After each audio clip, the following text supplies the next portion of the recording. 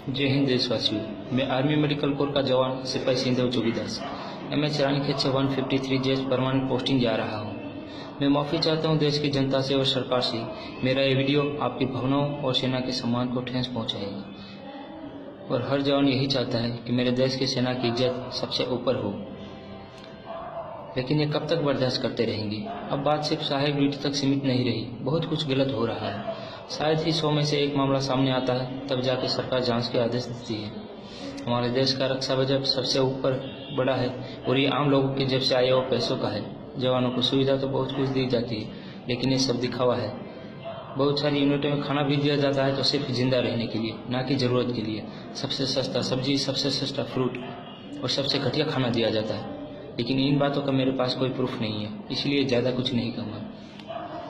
आज मैं बात करूंगा सहायक ड्यूटी की। सेना के कुछ ऑफिसरों ने अपने जवानों को अपना गुलाम समझ के रखा है और जवानों को सब कुछ मजबूरी में करना पड़ता है और जो मुंह खोलता है वो मारा जाता है, क्योंकि सेना का संविधान बहुत ही टफ है।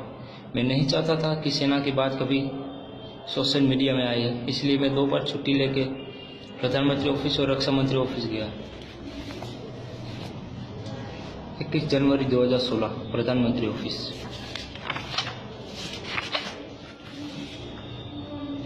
21 जनवरी 2016 रक्षा मंत्री ऑफिस,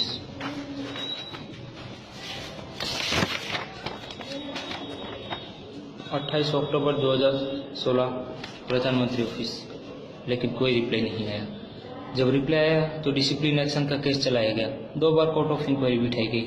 1 साल तक मुझे हरासमेंट किया गया, फिर भी मैं चुप रहा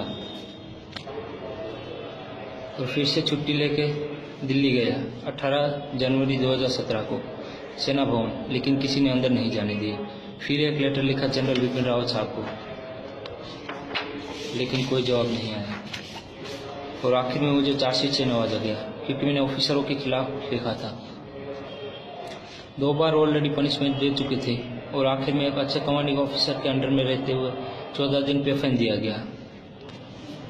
अगर हम लोग किसी भी ड्यूटी करने से मना करते हैं या कोई कानून तोड़ते हैं तो तुरंत पनिशमेंट दिया जाता है, लेकिन जब अधिकारी लोग सारे आम कानून तोड़ते हैं तो क्या उनके लिए कोई कायदा कानून नहीं है?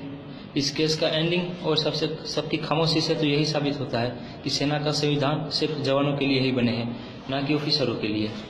पूरी सेना गलत नहीं है, लेकिन कुछ ऑफिसरों की वजह से पूरी सेना पे कीचड़ उछलता है। हमें दुख होता है कि दुश्मनों की बजाय हमें अंदर ही अंदर आपस में अपनों से लड़ना पड़ता है। ये बात सच है कि इसके बदले हम ड्यूटी के बदले में हम पगार लेते हैं, लेकिन हम अपनी ज़िंदगी का सबसे अहम समय हम सेना को अर्पित करते हैं। मेरे कई फौजी भाइयों ने इस जंग में अपनी जान की बाजी लगा के जोड़े हैं और समय समय पर आवाज़ उठाते रहे हैं। इन बातों का बरसों बीतते रहे हैं, लेकिन आज तक हमारी आवाज़ किसी ने नहीं सुनी। लेकिन अब यह संघर्ष ज़्यादा वक्त नहीं करना पड़ेगा। थोड़ी देर लगे सही, लेकिन सेना में सुधार जरूर आएगा, चाहे इसके लिए कुछ भी करना पड़े।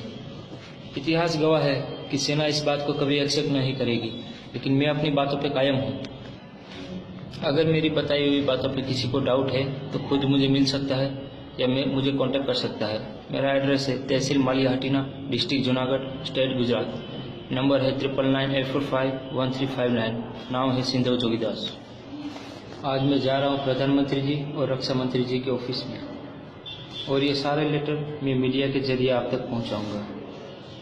मैं एक सवाल पूछना चाहता हूँ देश की जनता से और सरकार से, कि आज तक की सरकारें वाकई इस बात से अनजान रही है या जानबूझ के हमारी बातों को नज़रअंदाज किया जाता है? मैं आपके जवाब का इंतज़ार करूँगा। अगर कुछ बुरा लगा हो तो माफ़ करना, और सरकार से मेरा अनुरोध है कि अगर इस केस की जांच करवाना चाहते हो तो सारे अधिकारी सेना से ना हो। जय हिंद।